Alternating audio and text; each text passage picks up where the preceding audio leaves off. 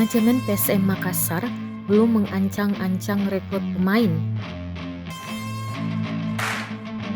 Media Officer PSM Sulaiman Abdul Karim menyampaikan pembicaraan belum ada sampai untuk perombakan skuad, sebab kompetisi Liga 1 2022-2023 baru memasuki pekan ke-11, masih jauh dari putaran kedua. Ditambah lagi saat ini kompetisi sepak bola di tanah air dihentikan pasca tragedi Kanjuruhan yang merenggut 135 jiwa pada Sabtu 1 Oktober 2022. Dihentikannya kompetisi sudah berlangsung hampir sebulan.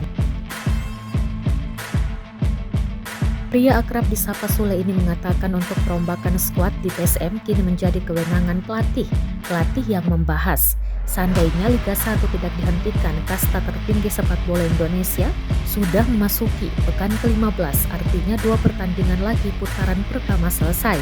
Bahkan, bursa transfer pun bakal dibuka sebab dalam regulasi Liga 1 2022-2023 disebutkan periode kedua bursa transfer dimulai 4 November sampai 2 Desember 2022.